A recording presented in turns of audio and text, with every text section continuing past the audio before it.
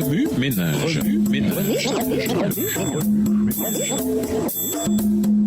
Bienvenue dans votre émission Remue ménage. Nous voilà au jeudi 8 décembre, l'heureuse fin de Job.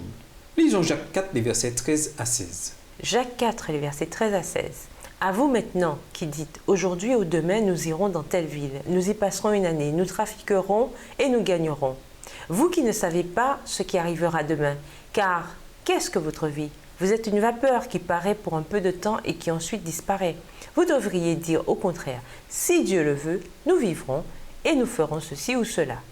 Mais maintenant, vous vous glorifiez dans vos pensées orgueilleuses. C'est chose mauvaise que de se glorifier de la sorte. Nous aimons tous les histoires qui se terminent bien. Et c'est ce genre de fin que le livre de Job semble nous donner. Tandis que Job priait pour ses amis, le Seigneur le rétablit. Il doubla même les biens que Job avait possédés. Après cela, Job vécut encore 140 ans. Et il put voir ses enfants, ses petits-enfants, tous ses descendants jusqu'à la 4e génération.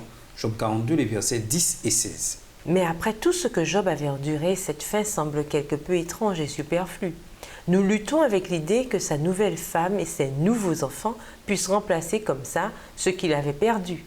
Ou que 14 000 moutons, 6 000 chameaux, 1000 paires de bœufs et 1000 ânesses représentent le bonheur. Job 42, le verset 12. En fait, cette fin sonne un peu comme l'évangile de la prospérité qui débuta dans les années 1950 aux États-Unis. Un tel évangile prétend que la richesse est un signe de la faveur divine. Si nous avons foi en Dieu, il nous donnera sécurité et prospérité. Cette fin sonne aussi un peu comme l'une de ces fins alternatives que nous trouvons parfois dans les livres et les films. Il y a la fin que l'auteur désire écrire, une fin qui s'harmonise avec les personnages et l'intrigue. C'est une conclusion conforme à la vraie vie. Et puis, il y a la conclusion que l'auditoire désire. Tout le monde est heureux jusqu'à la fin des temps. L'une des conclusions alternatives les plus célèbres est celle du livre de Grandes Espérances de Charles Dickens, un écrivain de l'époque victorienne. Dans son livre, il raconte l'histoire de Pip et Estella, deux jeunes en difficulté. Dans sa première conclusion, Dickens écrit qu'ils ne restent pas ensemble. Estella épouse quelqu'un d'autre. Pip reste célibataire. Eh bien, les lecteurs de Dickens s'opposèrent à un point tel à cette conclusion qu'il la révisa et suggéra que Pip et Estella se marieraient. Pour moi, la vraie fin du livre de Job, c'est sa réponse extraordinaire à Dieu.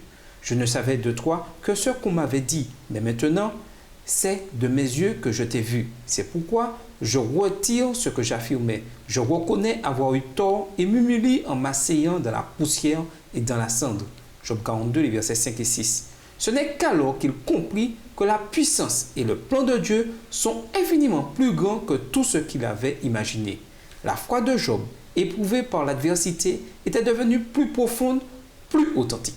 Un dicton va comme ceci. À la fin, tout rentrera dans l'ordre. Dans le cas contraire, c'est que ce n'est pas encore la fin. Grâce à Dieu, il y aura une fin magnifique lors du retour de Jésus. Nous pourrons enfin, comme Job, le voir face à face. Remue ménage. Que savez-vous de l'évangile de la prospérité? En quoi se rapporte-t-il à l'idée du salut par les œuvres? Lorsqu'il y a des fins alternatives, laquelle préférez-vous? Celle de la vraie vie ou la fin classique et le vécu heureux? Au revoir. Et à demain si Dieu veut. Remue ménage.